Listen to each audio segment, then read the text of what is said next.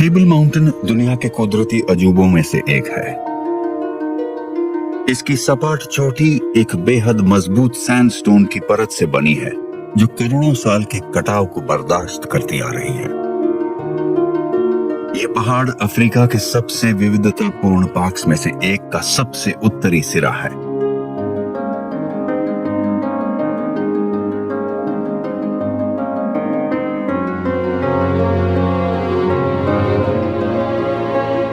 यहां से table mountain national park दक्षिण की ओर उबड़ खाबड़ पर्वत श्रृंखला के साथ साथ केप पॉइंट पर द्वीप के अंत तक फैला हुआ है।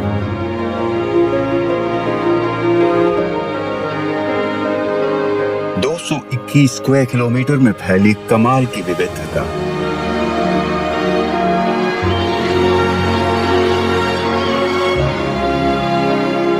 यहाँ 2000 से ज्यादा पौधों की प्रजातियां पाई जाती हैं, जिनमें से 90 दुनिया में और कहीं नहीं मिलती।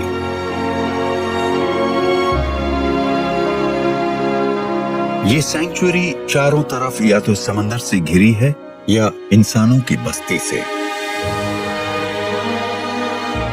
1000 मीटर ऊंची चोटियां सीधे समंदर में उतरती हैं। जमीन और पानी की दो बिल्कुल अलग अलग दुनियाएं। ठंडी सूखी हवाएं और गहरे समंदर की लहरें इस किनारे पर ऊपर की ओर उठती हैं, जिससे गहरे पानी से पोषक तत्व सतह पर आते हैं। इसका नतीजा होता है जिंदगी से भरपूर पानी। लेकिन जमीन पर हालात बिल्कुल अलग हैं।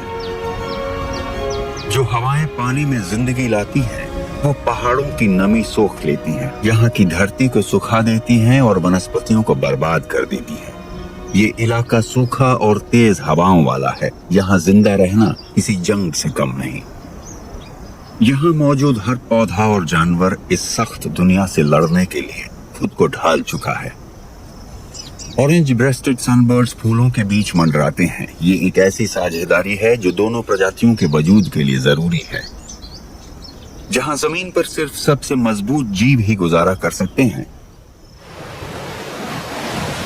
वहीं लहरों के नीचे समृद्ध समंदर में जिंदगी हर तरफ मौजूद है। समंदर के किनारे फैले जंगलों में सील एक जिंदगी और मौत का खेल खेलते हुए छिपते और बचते फिरते हैं, और अफ्रीकन पेंगुइन्स का एक अनोखा समूह यहाँ फल फूल रहा है। ये सभी टेबल माउंटेन की इस अद्भुत कुदरती दुनिया में सुरक्षित हैं। यहाँ पौधों और जानवरों दोनों के लिए जिंदगी एक नाजुक संतुलन पर टिकी है।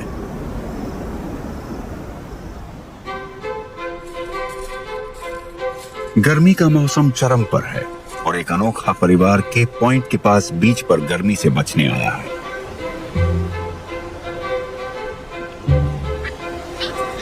ये है चकमा बबून्स, इंसानों को छोड़कर अफ्रीका के सबसे दक्षिणी प्राइमेट।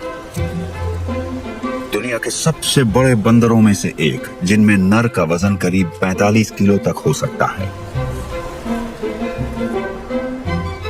ये इतने चतुर हैं कि आप देखकर हैरान रह जाएंगे, और दक्षिणी अफ्रीका के जंगलों, घास के मैदानों, सवाना और रेगिस्तानों जैसे अलग अलग इलाकों में पाए जाते हैं।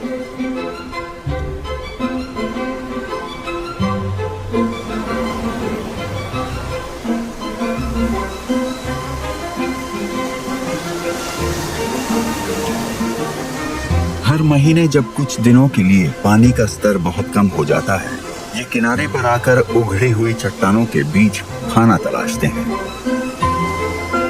ये उन्हें इस पार्क के सख्त माहौल में जिंदा रहने में मदद करता है।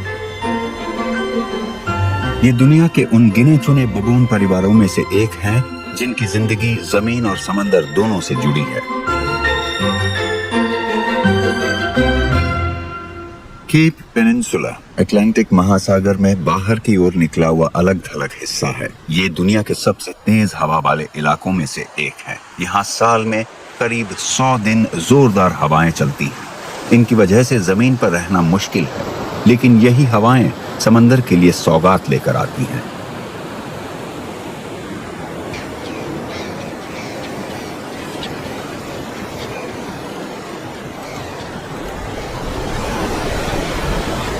दक्षिण पूर्वी हवाएं और गहरे समंदर की लहरें ठंडे पोषक तत्वों से भरपूर पानी को सतह तक लाती हैं, जिसे अपवेलिंग कहा जाता है।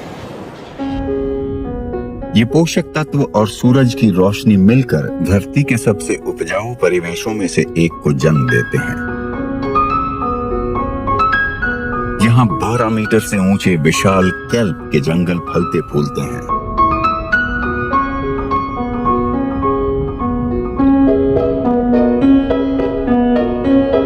यहाँ खाने की कोई कमी नहीं है, बस एक चीज की जद्दोजहद है, अपनी कहलाने वाली एक जगह बनाने की।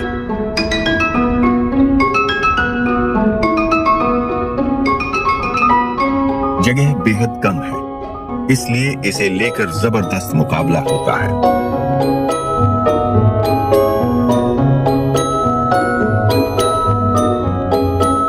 जैसे ये रेड रोमन मछली, जो अपने इलाके को लेकर काफी संवेदनशील है।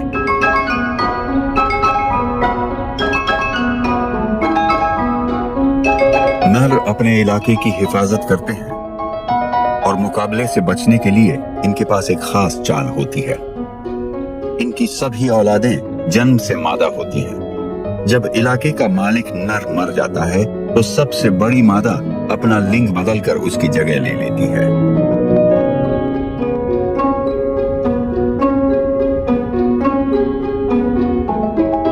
सेवन गिल काउ शार्क्स भी इन जंगलों की चौकसी करती हैं। ये धरती पर पाई जाने वाली शार्क की सबसे पुरानी प्रजातियों में से एक है। दिन में ये यहाँ छिपी रहती हैं, खतरनाक ग्रेट व्हाइट शार्क जैसे शिकारी से बचने के लिए। केप फर सील्स, जो ग्रेट व्हाइट शार्क की पसंदीदा शिकारों में से एक है, वो भी केल्प के जंगलों में शरण पाती है।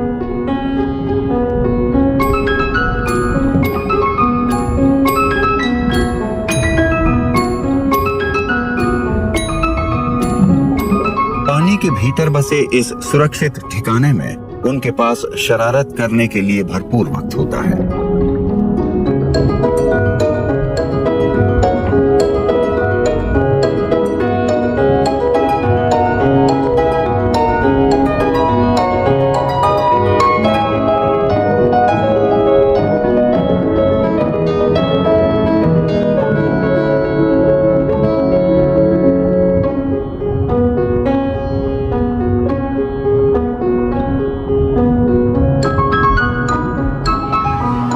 तेज हवाएं जो समंदर में उछाल लाती हैं और इसे धरती के सबसे उपजाऊ इकोसिस्टम्स में से एक बनाती हैं, वही जमीन पर भी हालात पर असर डालती हैं, लेकिन उलट तरीके से।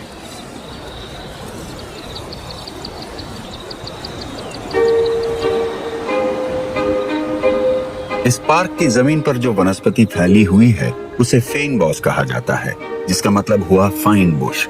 इसका नाम इन पौधों की कोमल पत्तियों की वजह से पड़ा है, जो पानी बचाने में मदद करती हैं।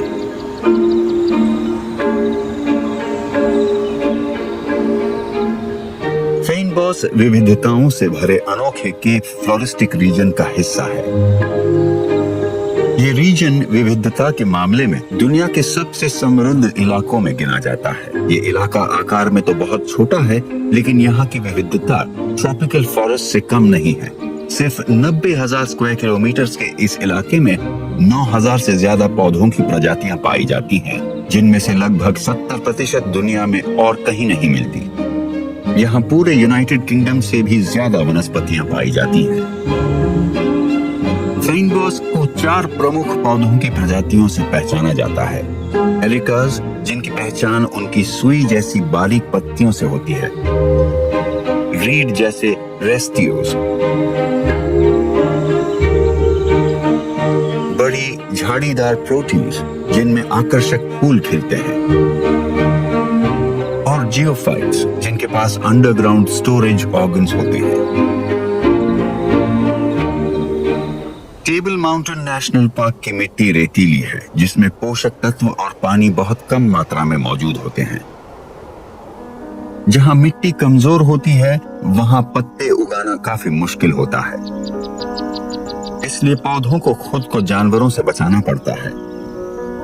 इसके लिए वो अपनी पत्तियों में टैनिन नाम का केमिकल भर लेते हैं, जो उन्हें कड़वा और ना पचाने लायक बना देता है।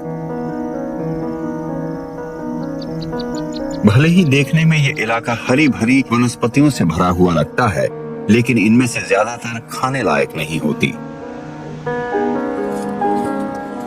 केप माउंटेन ज़ेब्रा का ये परिवार केप पॉइंट की उत्तर दिशा में खुले मैदानी इलाके में खाने की तलाश कर रहा है। ये ज़ेब्रास की सबसे छोटी प्रजाति है, जिन्हें उनकी गर्दन के नीचे मौजूद चमड़ी के एक खास फोल्ड से पहचाना जा सकता है, जिसे ड्यूलैप कहा जाता है।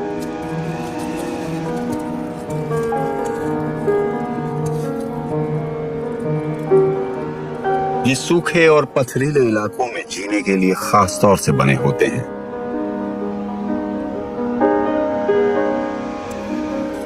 ये नई घास की तलाश में घूम रहे हैं।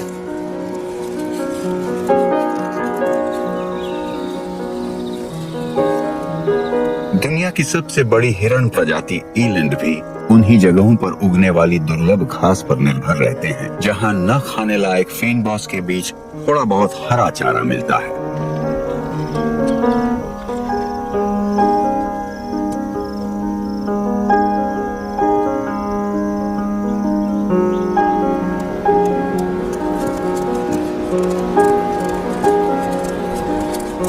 मोंटेबॉक साउथ अफ्रीका के सिर्फ इसी हिस्से में पाए जाते हैं और ये सिर्फ फेनबॉस पर भी जिंदा रह सकते हैं।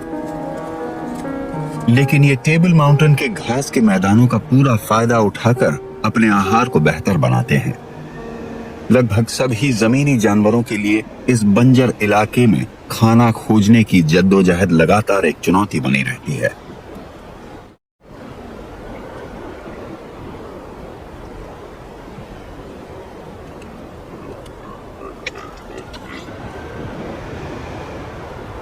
बबून्स के झुंडों को अक्सर द्वीप की वनस्पतियों में जो भी मिले उसी से गुजारा करना पड़ता है।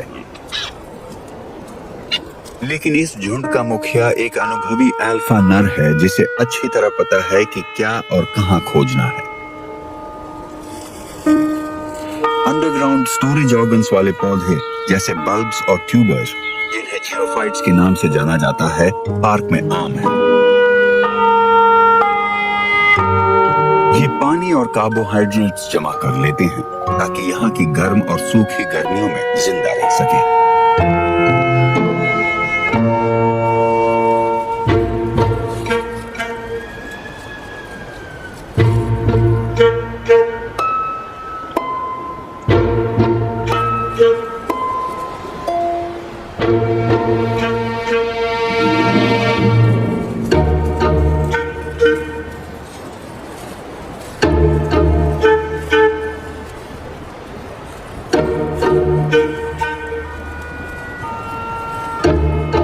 लेकिन सारे जियोफाइट्स खाने लायक नहीं होते।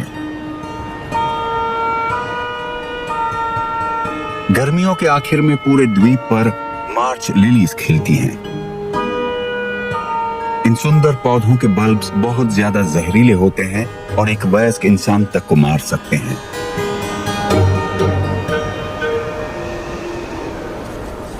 बुद्धिमान प्राइमेट्स होने की वजह से इन बबून्स को इस सख्त इलाके में थोड़ा ज्यादा फायदा मिलता है।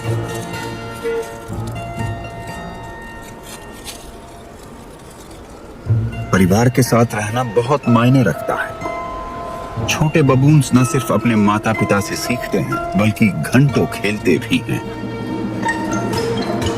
ये रिश्तों को मजबूत करता है, खासकर परिवार के लोगों के बीच में। कमजोर सदस्य अक्सर दबंग सदस्यों की सेवा करते हैं ताकि उन्हें अपनाया जाए, और मादाएं ऐसा करती हैं ताकि उनके बच्चों को सुरक्षा मिल सके।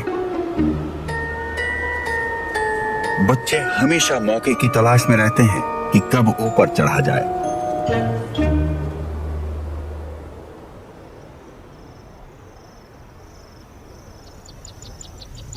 इस पार्क में एक प्रजाति ऐसी भी है जो अक्सर बाकी सब पर भारी पड़ती है, रॉक हायरैक्स, जिसे यहाँ के लोकल लोग डासी कहते हैं। ये पूरे पार्क में चट्टानों के आसपास पाए जाते हैं और इनका परिवार अपने महलों का मालिक है। इनका घर उस मशहूर सपाट पहाड़ पर है।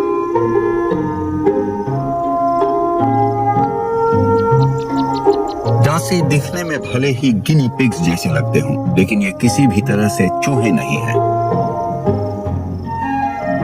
आप सुनकर हैरान हो जाएंगे, लेकिन हकीकत यह है कि इनके सबसे करीबी रिश्तेदार हाथी हैं। डीएनए के सबूत भी यही बताते हैं।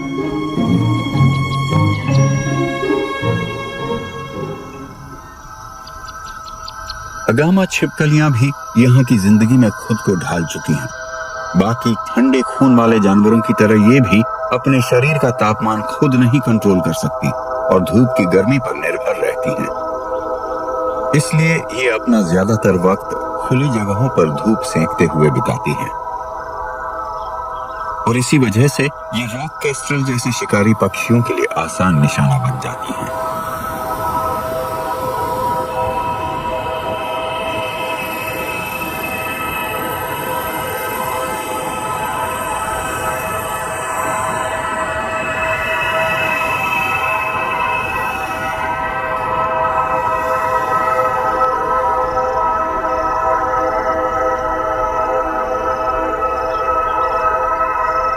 ज्यादातर जानवर इस तरह का रंग अपनाए हुए होते हैं कि वो चट्टानों में छुप जाए।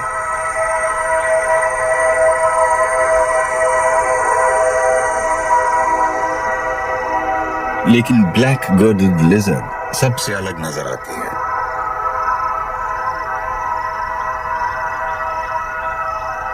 ये एक जोखिम भरा सौदा है। इसका गहरा रंग शिकारियों को ज्यादा साफ नजर आता है, लेकिन इसी वजह से ये धूप से सबसे ज्यादा गर्मी खींच पाती है।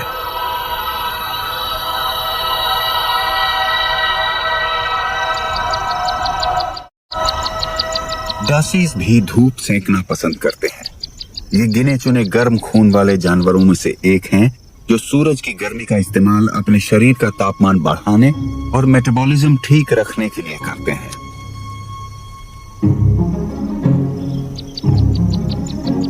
लेकिन ऐसा करने से वो बड़े शिकारियों के निशाने पर आ जाते हैं, जैसे इस जैकल बजर्ड के।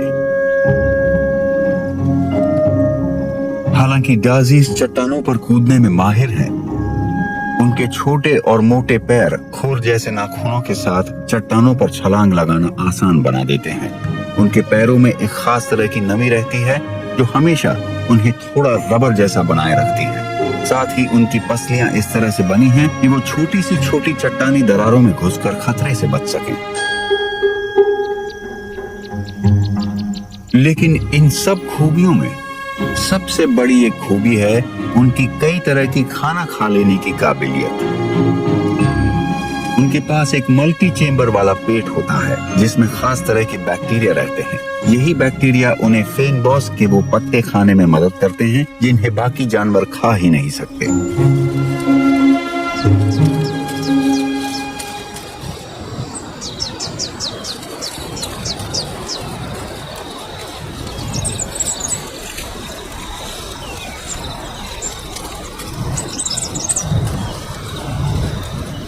साल के ज्यादातर वक्त फेन बॉस जानवरों को खुद से दूर रखने की कोशिश करता है ताकि कोई उन्हें चर न ले। लेकिन कुछ पौधों के लिए जानवर बेहद जरूरी होते हैं परागण यानी पोलन फैलाने के लिए, और ऐसे जानवरों को अपनी तरफ खींचने के लिए पौधे ढेर सारी मिठास यानी नेक्टर बनाते हैं।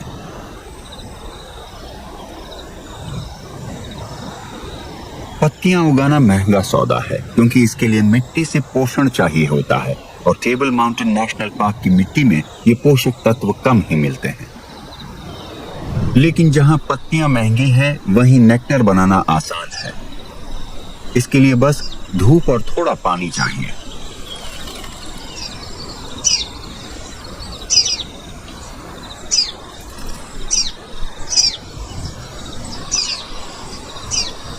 सुबह का वक्त है, फूलों में नेक्टर भरा पड़ा है और सनबर्ड्स दावत उड़ा रहे हैं। ऑरेंज ब्रेस्टेड सनबर्ड्स सिर्फ फेन बॉस में ही पाए जाते हैं।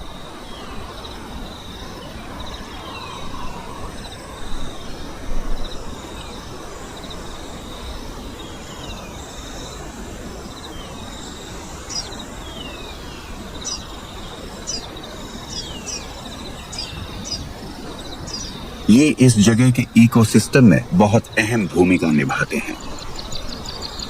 फूल से फूल पर उड़ते हुए नेक्टर पीते वक्त इनके शरीर पर पराग लग जाता है जो ये दूसरे पौधों तक पहुंचाते हैं, और इस तरह फूलों का फर्टिलाइजेशन होता है।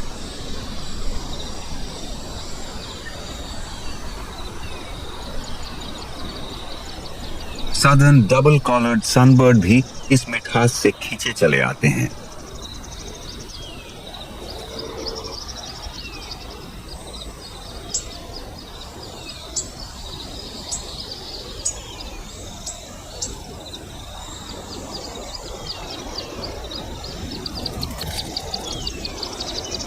साउथ अफ्रीका का नेशनल फ्लावर प्रोटीज झाड़ीदार पौधे होते हैं और ये एक बड़े परिंदे को अपनी तरफ खींचते हैं, जिसका नाम भी नेक्टर के लिए उसके खास लगाव पर पड़ा है।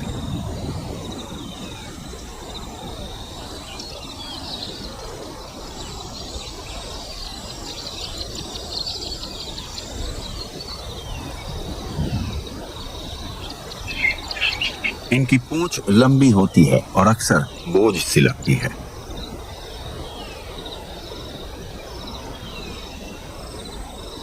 लेकिन मादाएं उन्हीं नरों की तरफ आकर्षित होती हैं जिनकी पूंछ ज्यादा बड़ी और खूबसूरत हो। जितनी लंबी पूंछ उतनी अच्छी उसकी जोड़ी बनाने की काबिलियत मानी जाती है।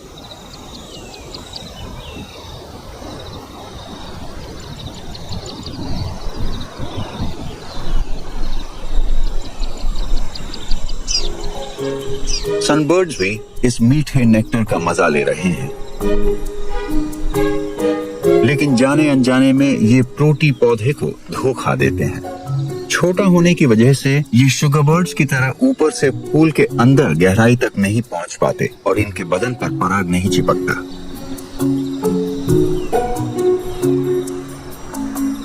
ये पौधे के लिए बुरी खबर है।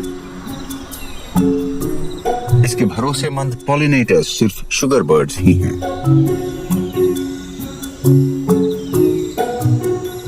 चार 400 से ज्यादा फेनबॉस पौधों की किस्में ऐसे परिंदों पर निर्भर करती हैं ताकि उनके बीज बन सके, लेकिन ये अकेले पॉलिनेटर्स नहीं हैं। केप हनी बीज यानी शहद की मक्खियां भी नेक्टर की दीवानी होती हैं और फूलों से ही इन्हें ये मिठास मिलती है।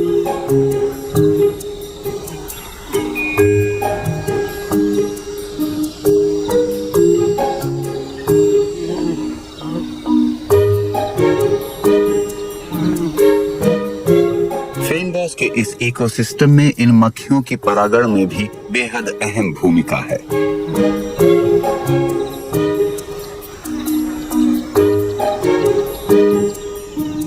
इनकी लंबी जुबान एक एयरटाइट स्ट्रॉ जैसी होती है जिससे ये नेक्टर चूसती हैं। इनके शरीर और पैरों पर बारीक बाल होते हैं जिनमें इलेक्ट्रोस्टैटिक चार्ज होता है और इसी से पराग इनके बदन पर चिपकता चला जाता है।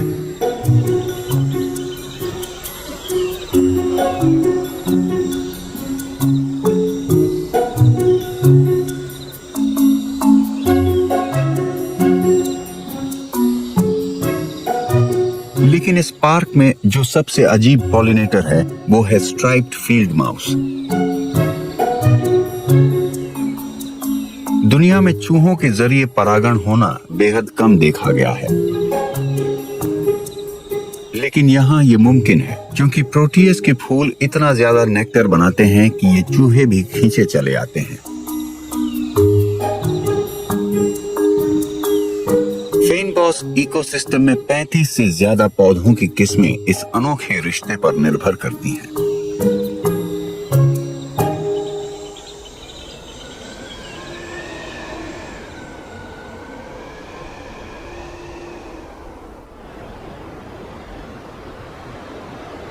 तेज हवा वाले इलाके में रहना मुश्किल हो सकता है, लेकिन कुछ पौधों ने इसी पर निर्भर होना सीख लिया है। रेस्टियोस फेनबॉस का एक और बड़ा प्लांट ग्रुप हवा के जरिए पॉलिनेट होता है। इनमें कोई रंग बिरंगे फूल नहीं होते क्योंकि इन्हें पॉलिनेटर्स को आकर्षित करने के लिए न तो फैंसी पत्तों की जरूरत है न टेस्टी नेक्टर की। इनका पॉलिनेटर हर तरफ है और कोई भेदभाव नहीं करता, यानी हवा। ये एनिमल पॉलिनेशन जितना सटीक नहीं होता, लेकिन हवा से होने वाला पॉलिनेशन इस हवा से ही चलने वाले इकोसिस्टम में काफी असरदार है। हवा सिर्फ जमीन पर नई जिंदगी को आगे बढ़ाने में मदद नहीं करती, बल्कि समंदर की सतह तक पोषक तत्व भी लाती है, जिससे वहां का समुद्री जीवन फल फूल सके। टेबल माउंटेन नेशनल पार्क में समंदर से जुड़ा एक खास और दुर्लभ जीव रहता है, अफ्रीकन पेंगुइन।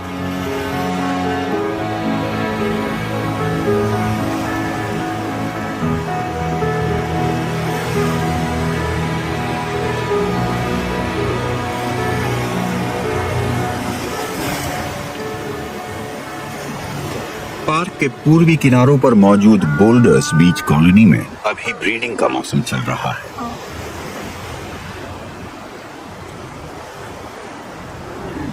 ये पूरे अफ्रीका में मौजूद सिर्फ 3 मेनलैंड ब्रीडिंग कॉलोनीज में से एक है।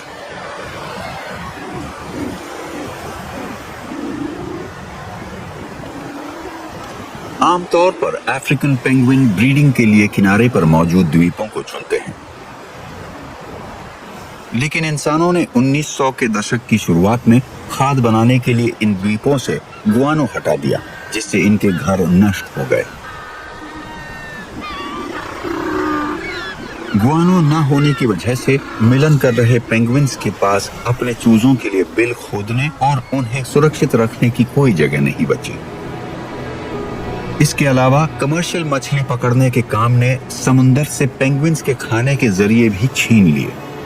किसी दौर में साउथ अफ्रीका में लगभग 20 लाख जोड़े हुआ करते थे जो मिलन कर सकते थे।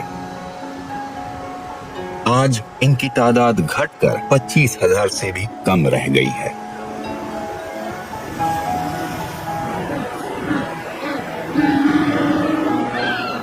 ये प्रजाति मुश्किल से अपने अस्तित्व को बचाए हुए है और बोल्डर्स बीच के पेंगुइन्स इस संघर्ष की पहली कतार में हैं।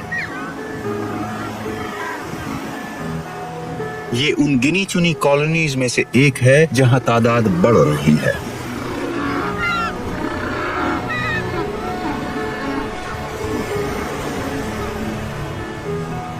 सिर्फ ब्रीडिंग कॉलोनी ही संरक्षित नहीं है, बल्कि फॉल्स बे के आसपास के पानी में मछली पकड़ने पर भी प्रतिबंध है, जिसकी वजह से पेंगुइन्स के लिए खाना भरपूर मात्रा में उपलब्ध है।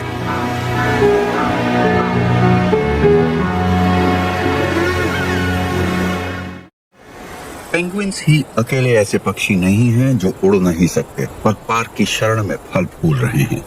ये बीच गर्मियों का वक्त है, साल का सबसे सूखा दौर।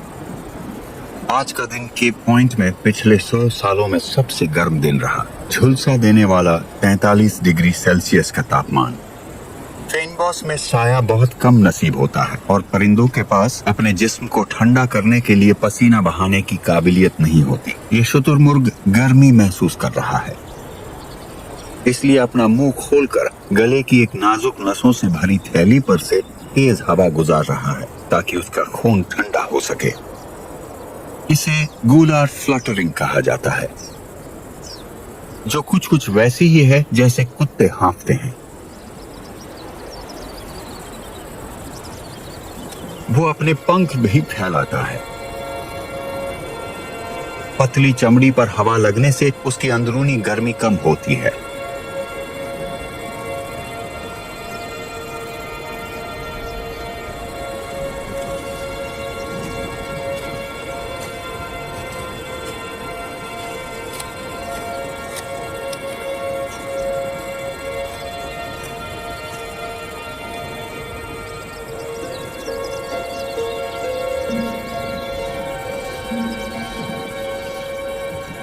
बोंटेबॉग भी खुले मैदान में गर्मी झेल रहे हैं। नर अपने इलाके की सुरक्षा करते हैं और इतनी गर्मी में भी वो अपनी हुकूमत दिखाने से बाज नहीं आते।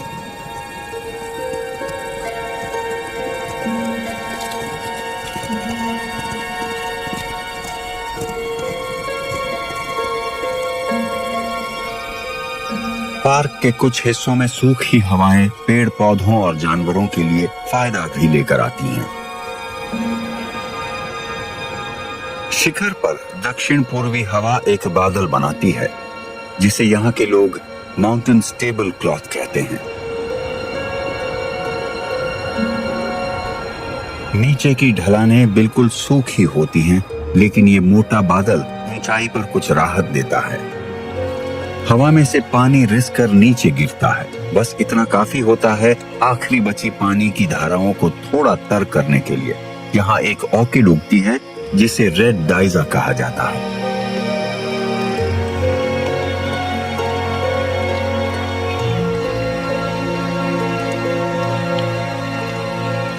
डाइजा के फूल गर्मियों के ऊंचे तापमान को बर्दाश्त कर सकते हैं, लेकिन उन्हें नमी और गीला माहौल चाहिए होता है।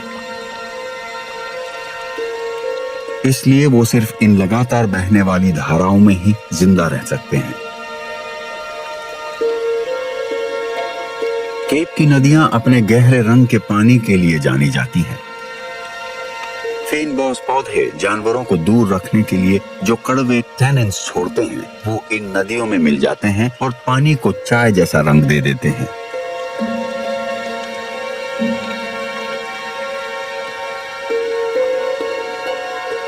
इस नमी वाली जगह में भी जिंदगी आसान नहीं है।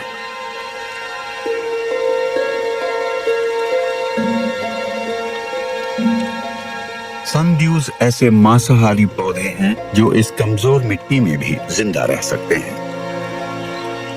उनके पत्तों पर जो बूंदें होती हैं वो मीठी तरल चीजें होती हैं। कीड़े इस चिपचिपे लिक्विड में फंस जाते हैं और पौधा एंजाइम्स की मदद से उन्हें पचाकर उनके जरूरी न्यूट्रिएंट्स को सोख लेता है।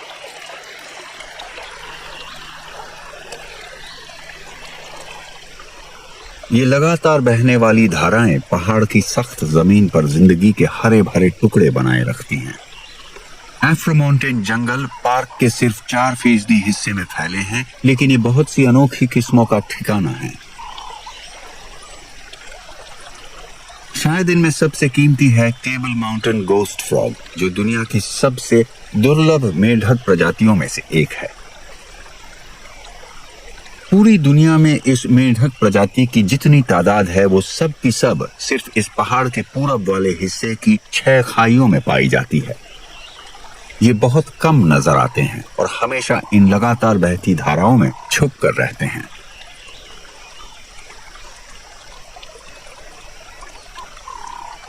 ये मेंढक अभी अभी टैडपोल से बदलकर मेंढक बना है। इसे 5 सेंटीमीटर के अपने सबसे बड़े साइज तक पहुंचने के लिए अभी बहुत बढ़ना है। गोस्ट फ्रॉग्स इस जगह के लिए पूरी तरह से ढले हुए हैं। उनका चपटा शरीर उन्हें तंग दरारों के बीच में से रेंगने में मदद करता है। उनके झिल्लीदार पैर उन्हें जबरदस्त तैराक बनाते हैं। उनकी उंगलियों पर चिपचिपे डिस्क्स होते हैं जो उन्हें पत्थरों से चिपके रहने में मदद करते हैं, और उनका हरा भूरा रंग उन्हें बहुत अच्छी तरह छुपा देता है। टैडपोल्स भी तेज बहाव वाली धाराओं में जीने के लिए ढले हुए होते हैं।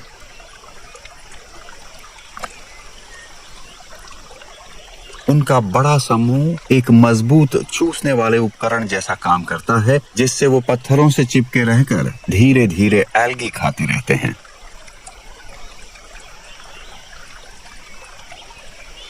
टैडपोल्स को वयस्क बनने में पूरा 1 साल लग जाता है।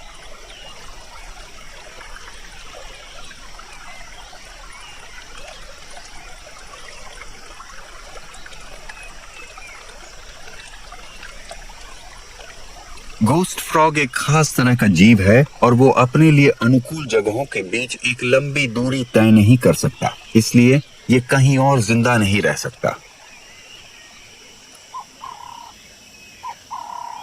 बहते पानी के नीचे की ओर एक और दिलचस्प जीव को भी पनाह मिलती है। केप वॉफ कमीलियन साउथ अफ्रीका के दक्षिण पश्चिमी कोने में पाया जाने वाला एक लोकल जीव है।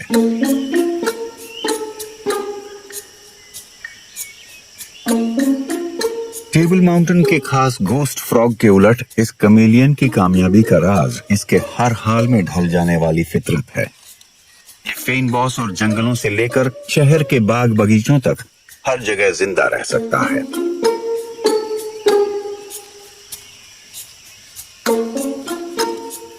इस तरह के बड़े कमीलियन 10 सेंटीमीटर तक लंबे हो सकते हैं।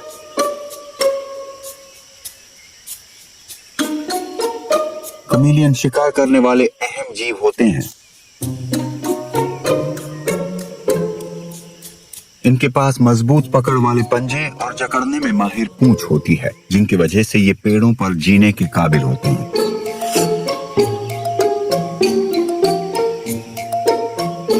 इनकी आंखें अलग अलग दिशा में काम करती हैं, जिससे ये एक साथ अलग अलग तरफ देख सकते हैं।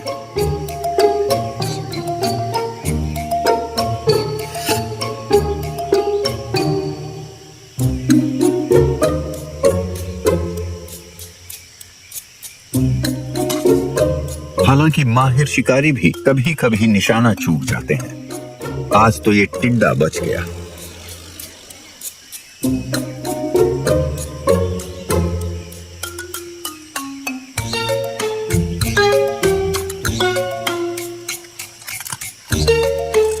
लेकिन लगातार कोशिश करने का फायदा मिलता है।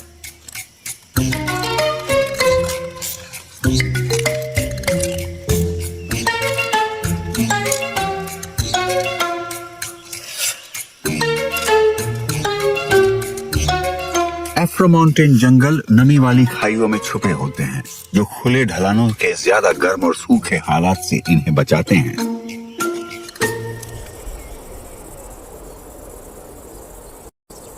गर्मियों के आखिर तक टेबल माउंटेन नेशनल पार्क इतना गर्म हो जाता है कि एक चिंगारी से जल उठे। सिर्फ एक छोटी सी चिंगारी काफी होती है पहाड़ को आग की लपटों में बदल देने के लिए। एक बार आग भड़क जाए तो ये बड़ी तेजी से हर चीज को तबाह करती चली जाती है।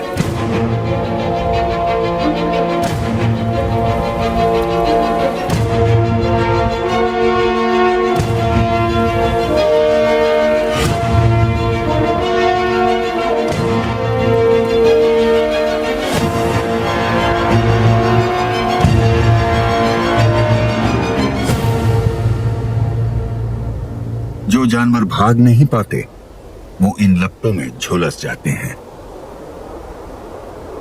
लेकिन आग हमेशा से इस इलाके का कुदरती हिस्सा रही है और फीनबॉस इकोसिस्टम में इसका बहुत अहम रोल है। सिर्फ कुछ ही दिनों की बात है, नई कोपले फूटने लगती हैं। फ्रूटिया की झाड़ियां खासतौर पर आग के लिए तैयार होती हैं। कुछ तो मोटी छाल से अपने आप को बचा लेती हैं और आग के गुजरते ही दोबारा उगाती हैं। वहीं कुछ को आग ही अपने बीज छोड़ने के लिए उकसाती है।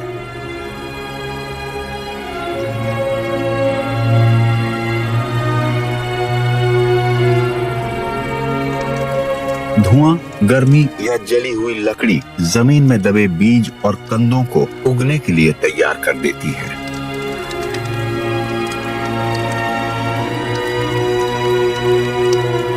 अजीब बात यह है कि जल चुकी जमीन नई कोपलों के लिए एकदम परफेक्ट बन जाती है।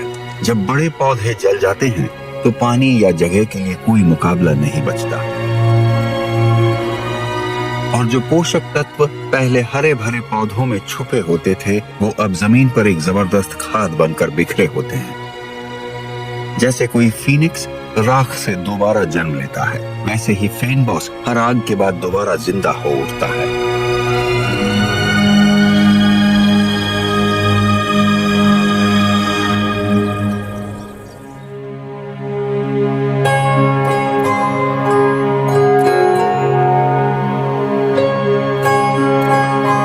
टेबल माउंटेन नेशनल पार्क का कठोर और 100 किलोमीटर लंबा समुद्री किनारा गर्मियों की मार झेलते फीनबॉस और जिंदगी से भरे ठंडे पानी के बीच एक साफ फासला बना देता है।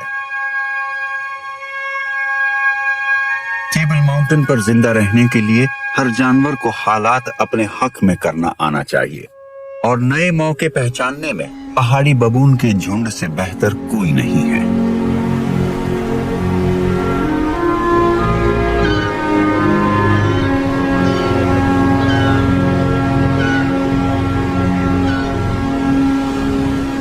गर्मियों के आखिर में समंदर की सतह पर फैला हुआ केल्प जिंदगी से भर जाता है। पुराने पौधे दक्षिण महासागर से उठती लहरों के साथ टूटकर अलग हो जाते हैं।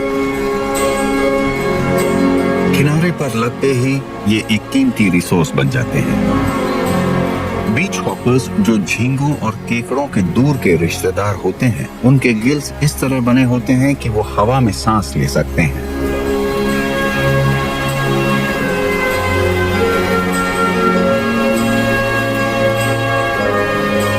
ये बेहतरीन सफाई कर्मचारी होते हैं जो कुछ ही दिनों में किनारे पर जमा टनों केल्प साफ कर देते हैं। केप पॉइंट का चैकमा बबून्स का झुंड भी समंदर किनारे की इस दावत का पूरा फायदा उठाता है। उन्होंने ये सीख लिया है कि अगर सही जगह देखना आ गया तो एक बड़ी दावत मिल सकती है।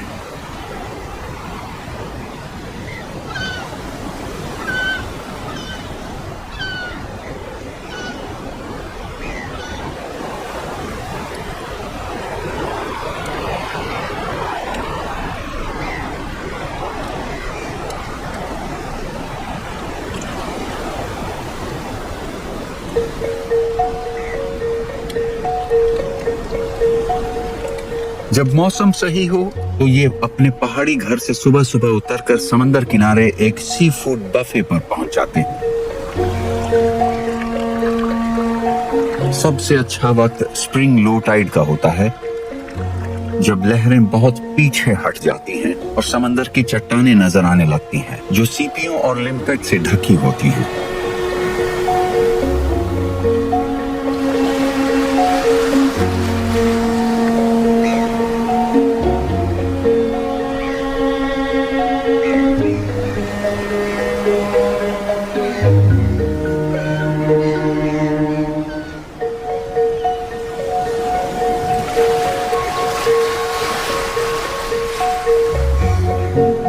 दुनिया में बहुत कम जगह हैं जहां बबून्स को ऐसा करते हुए देखा गया है। शेलफिश प्रोटीन का एक जबरदस्त जरिया होते हैं। ये बबून्स अपना सिर्फ 5% वक्त समंदर किनारे खाना तलाशने में लगाते हैं, लेकिन जितना पोषण वो यहाँ से हासिल करते हैं वो अनमोल है। ऐसा माना जाता है कि यही प्रोटीन का जरिया लाखों साल पहले इंसानों की तरक्की में भी मददगार रहा। इस बात के सबूत भी मिलते हैं कि हमारे सबसे पुराने पूर्वजों ने भी इन किनारों पर बड़ी तादाद में सी फूड खाया था, जिससे उनके दिमाग को बढ़ने की ताकत मिली। जैसा हमारे पूर्वजों ने किया, वैसे ही बबून्स ने भी इस मुश्किल इलाके में मिलने वाले मौकों का भरपूर फायदा उठाना सीख लिया है और इस बेरहम टापू पर जिंदा रहने का एक कीमती नुस्खा हासिल कर लिया है। टेबल माउंटेन नेशनल पार्क एक विरोधाभासों वाली जगह है, जहां जिंदगी की चाल आग और हवा से तय होती है। जमीन पर हालात सख्त हैं, फिर भी कई पौधे और जानवर यहाँ फलते फूलते हैं और साथ मिलकर ऐसे रिश्ते बनाते हैं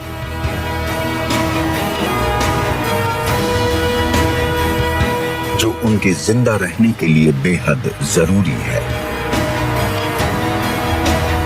ऐसी कई प्रजातियां यहाँ पाई जाती हैं जो दुनिया में और कहीं नहीं मिलती।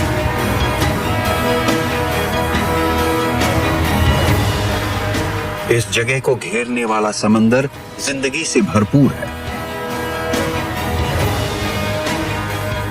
जिसे गहराई से आया पोषक तत्वों वाला पानी ताकत देता है। यहाँ ढेर सारे पौधों और जानवरों के लिए भरपूर खाना मौजूद है।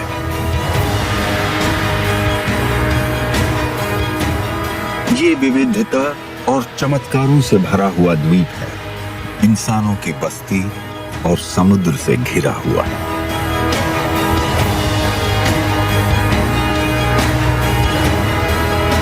टेबल माउंटेन नेशनल पार्क एक अद्भुत जगह।